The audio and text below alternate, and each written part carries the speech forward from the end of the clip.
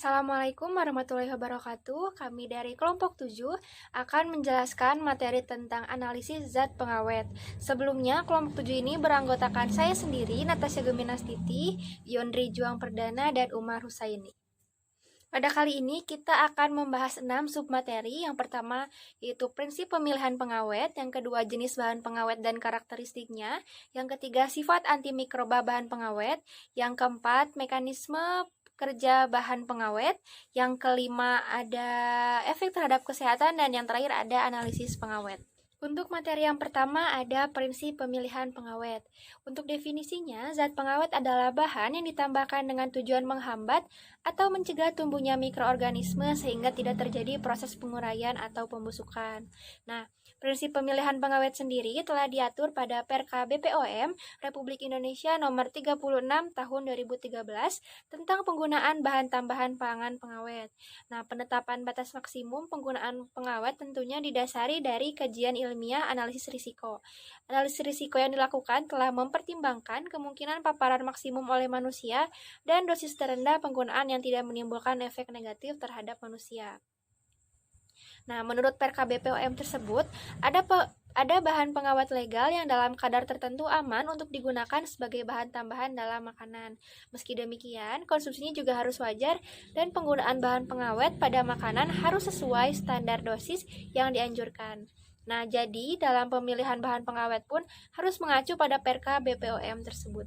Jenis BTP atau bahan tambah pangan pengawet yang diizinkan untuk digunakan dalam pangan menurut Perka BPOM yaitu yang pertama ada asam sorbat dan garamnya. Nah, bahan ini sering digunakan untuk mengawetkan wine, keju, roti, kue, serta daging. Zat asam sorbat ini terbilang efektif dalam mencegah pertumbuhan jamur pada makanan. Kemudian yang kedua ada asam benzoat dan garamnya. Nah, senyawa ini dipakai untuk menghambat pembusukan pada makanan asam seperti soda, jus lemon kemasan, saus salad, kecap, dan bumbu lainnya. Kemudian yang ketiga ada sulfit. Nah, BTP pengawet yang satu ini dapat mencegah pertumbuhan mikroorganisme pada daging, buah-buahan, jus buah, sayur, sirup, wine, dan selai. Selain itu, sulfit pun mampu membantu mempertahankan warna makanan. Sulfit juga memiliki nama lain yakni potasium bisulfit dan metabisulfit. Kemudian yang keempat ada nisin. Nah, nisin ini merupakan bahan pengawet buatan yang dihasilkan dari bakteri asam laktat bernama Lactococcus lactis. Nisin ini dikatakan mampu melawan berbagai jenis bakteri gram positif dan spora. Pengawet makanan tersebut banyak digunakan pada produk makanan kalengan, susu, keju, yogurt, roti, daging, ikan, saus salad, serta minuman beralkohol. Nah, kemudian yang kelima ada nitrit dan nitrat. Nah, keduanya ini berguna untuk mencegah pertumbuhan bakteri berbahaya, menambah rasa asin pada makanan, serta memberi warna merah pada daging. Nah, maka kedua bahan ini itu sering digunakan ke dalam daging olahan seperti sosis dan ham.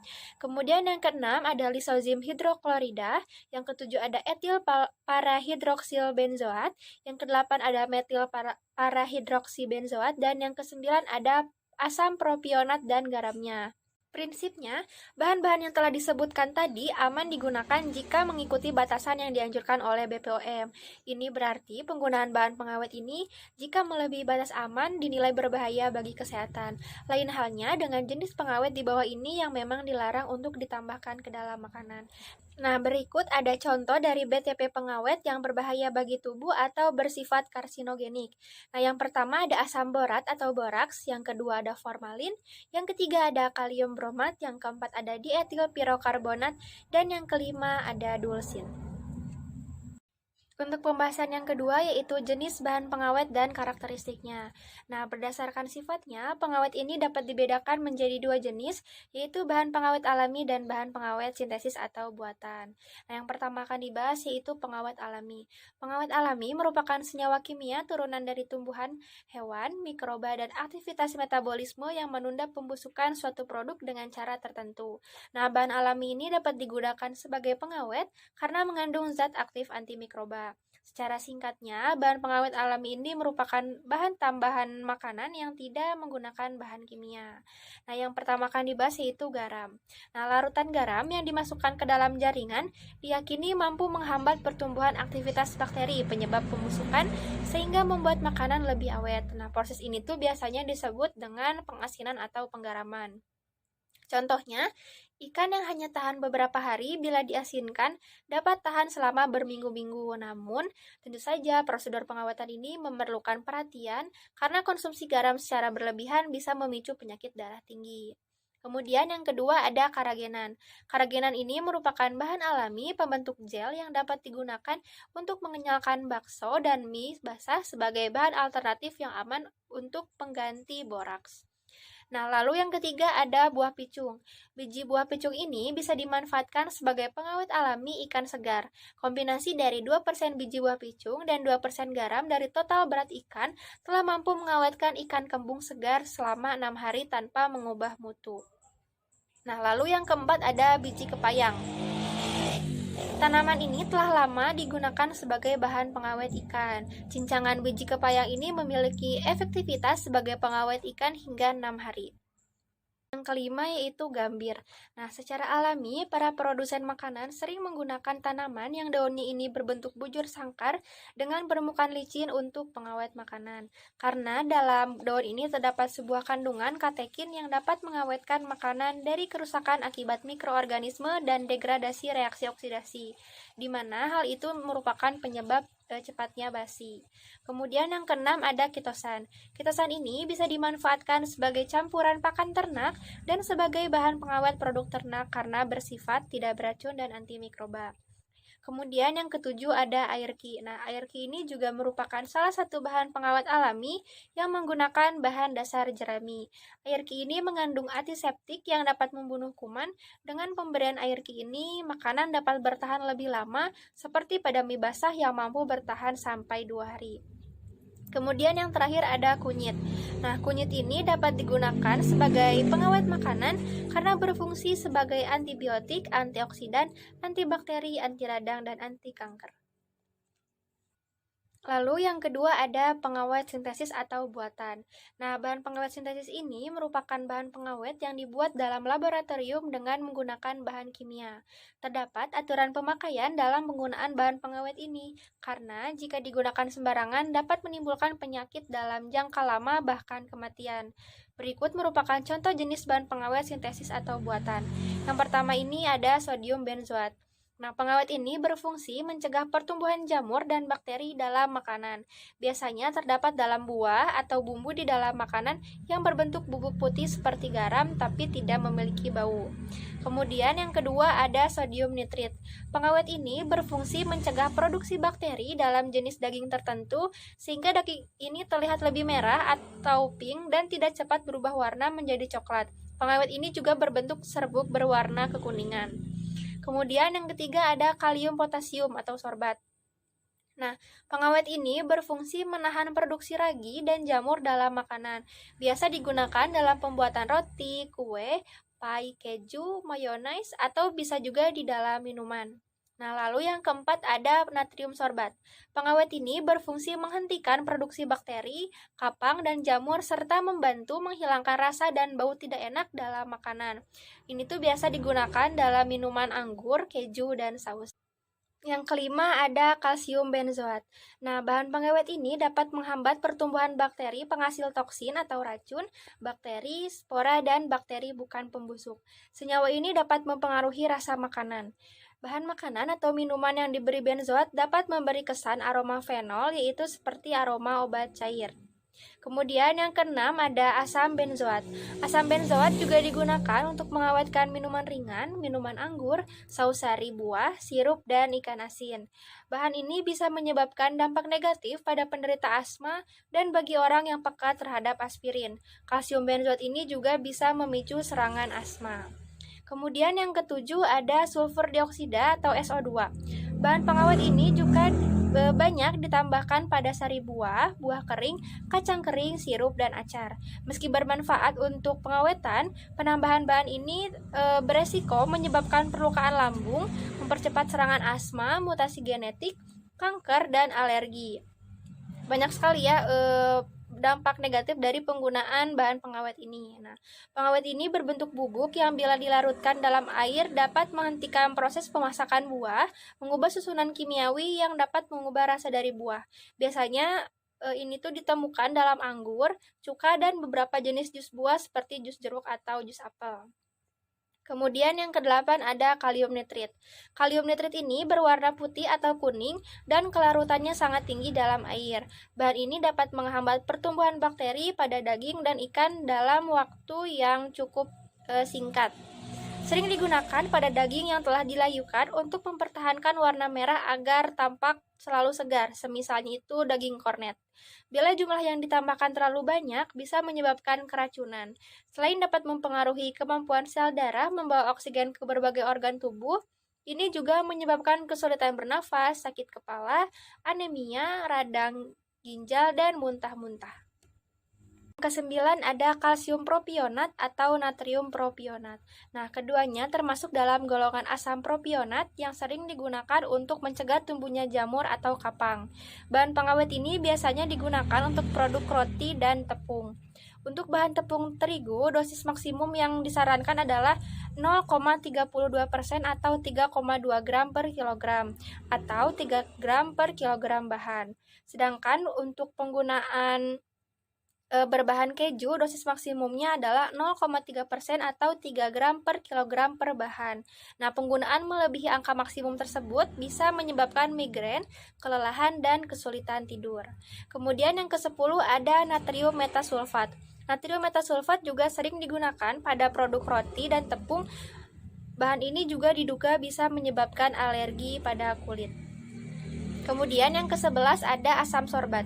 Beberapa produk beraroma jeruk, berbahan keju, salad, buah, dan produk minuman kerap ditambahkan asam sorbat. Meskipun aman dalam konsentrasi tinggi, asam ini membuat perlukaan di kulit. Batas maksimum penggunaan asam sorbat miligram per liter dalam makanan berturut-turut adalah sari buah 400, sari buah pekat 2100, untuk squash 800, untuk sirup 800, dan minuman bersoda 400. Kemudian yang ke-12 ada natamsin. Nah, bahan yang kerap digunakan pada produk daging dan keju ini bisa menyebabkan mual, muntah, tidak nafsu makan, diare, dan perlukaan kulit. Kemudian yang ke-13 adalah kalium asetat. Nah, makanan yang asam ini umumnya ditambahi bahan pengawet ini. Padahal bahan pengawet ini diduga bisa menyebabkan rusaknya fungsi ginjal. Yang ke-14 adalah butil hidroksianisol atau BHA. Biasanya terdapat pada daging babi dan sosisnya, minyak sayur, keripik kentang, pizza, dan teh instan. Bahan pengawet jenis ini diduga bisa menyebabkan penyakit hati dan memicu kanker. Kemudian yang ke-15 ada formalin. Nah, formalin ini merupakan suatu larutan yang tidak berwarna, berbau tajam yang mengandung lebih kurang dari 37% formaldehid dalam air. Biasanya ditambahkan dalam mineral 10-15% sebagai pengawet.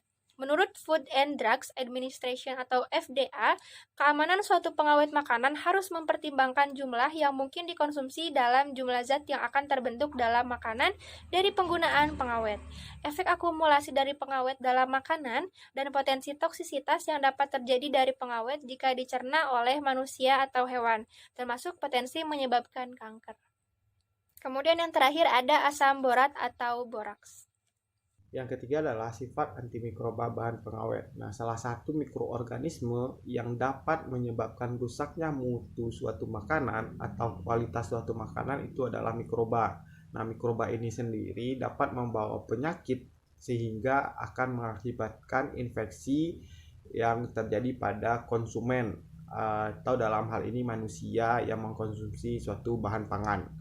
Nah, maka dari itu ilmuwan menciptakan teknologi bagaimana caranya untuk mengantisipasi atau menghasilkan suatu bahan pangan yang dapat terbebas dari mikroba. Nah, banyak cara yang dilakukan mulai dari pemanasan, pengeringan, fermentasi. Namun dalam hal ini kita akan membahas terkait penambahan senyawa kimia yaitu bahan pengawet. Nah, yang pertama adalah sifat antimikroba bahan pengawet adalah menghambat sintesis dinding sel bakteri. Nah, bahan kimia dalam ini bahan pengawet itu tidak perlu masuk ke dalam sel untuk menghambat pertumbuhan. Reaksi yang terjadi pada dinding sel ini atau membran sel dapat mengubah permeabilitas sel sehingga akan mengganggu atau menghalangi jalannya nutrien masuk ke dalam tubuh sel dan mengganggu keluar masuknya zat penyusun sel metabolit itu sendiri. Nah, kerusakan membran sel yang terjadi karena reaksi antara bahan pengawet atau senyawa antimikroba ini dapat menyebabkan larutnya senyawa lipid sehingga dampak lebih lanjutnya adalah kebutuhan di dalam sel tidak dapat dipenuhi dengan baik yang nanti pada akhirnya adalah sel akan mati atau tidak dapat berkembang. Maka dari itu mikroba-mikroba ini karena dari selnya sudah tidak mengalami perkembangan maka tidak akan mati gitu ya, secara sederhananya bisa kita sebut seperti itu. Sehingga tidak ada lagi perkembangan mikroba di dalam bahan pangan gitu. Nah, yang kedua adalah sifat antimikroba selanjutnya menghambat sistem genetik.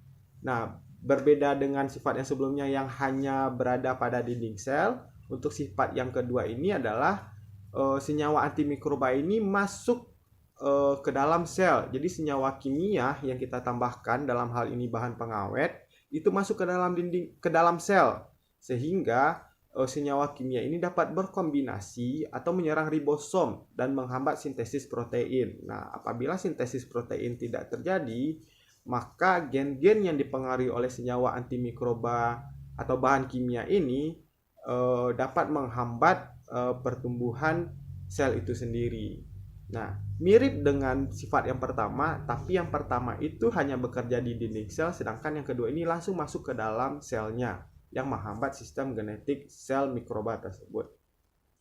Nah, yang ketiga adalah sifat antimikroba bahan pengawet adalah penghambatan enzim. Nah, yang berkaitan dengan enzim ini sendiri adalah pengaruh atau perubahan pH yang mencolok. Naik atau turunnya pH suatu makanan itu akan menghambat kerja enzim dan dapat mencegah perkembangbiakan mikroorganisme. Dalam hal ini mikroorganisme yang dimaksud adalah mikroba. Jadi misalnya ditambahkan suatu bahan pengawet, dalam hal ini natrium benzoat yang bersifat asam, berarti ada perubahan pH yang menurun drastis sehingga dapat menghambat kerja enzim yang menghambat perkembangbiakan mikroorganisme. Nah, yang ketiga adalah peningkatan nutrien esensial. Yang keempat, peningkatan nutrien esensial. Nah, sifat antimikroba yang keempat ini merujuk pada mikroorganisme ini mempunyai kebutuhan nutrien yang berbeda-beda. Karena itu, pengikatan nutrien tertentu akan mempengaruhi organisme yang berbeda pula. Jadi, berbeda organismenya, dalam ini berbeda mikrobanya, juga berbeda dengan nutrien yang dibutuhkan gitu. Nah, apabila nutrien tersebut diikat, akan lebih sedikit berpengaruh pada organisme dibandingkan dengan organisme lain yang memerlukan nutrien tersebut dalam jumlah banyak gitu.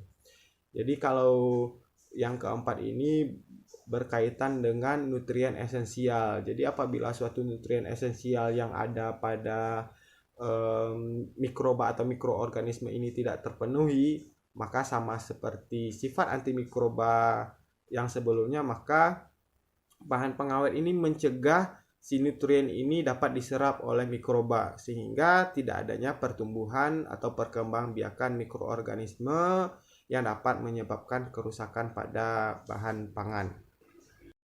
Yang keempat adalah mekanisme kerja bahan pengawet. Nah, di sini kami tidak akan menjelaskan semua bahan pengawet dan berikut mekanisme kerjanya. Kita pilih beberapa bahan pengawet saja yang identik atau lebih dekat dengan kehidupan sehari-hari yang biasa digunakan pada bahan tambahan pangan. Yang pertama adalah mekanisme kerja asam benzoat. Nah, asam benzoat ini dapat menghambat pertumbuhan kapang dan khamir.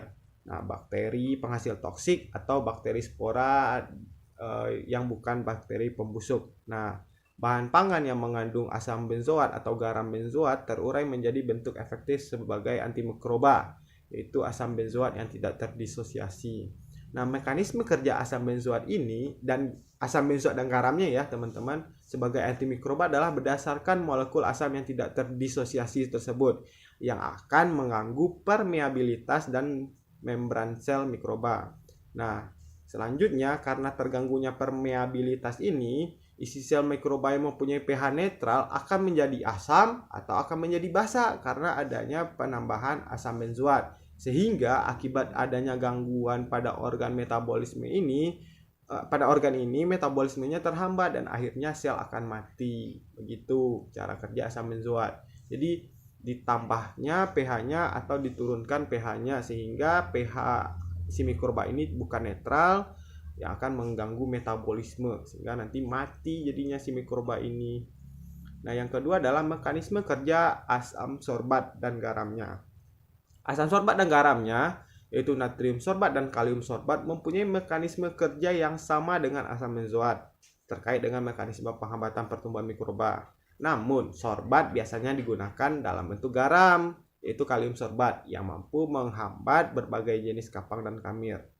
Akan tetapi, si asam sorbat ini itu lebih aktif terhadap bakteri. Sorbat ini lebih efektif penggunaannya pada pH yang relatif tinggi. Jadi kalau tadi itu si asam benzoat itu mengubah pH, nah kalau ini si asam sorbat itu akan lebih aktif penggunaannya pada pH yang lebih tinggi atau kalau pH tinggi biasanya bersifat basa ya teman-teman.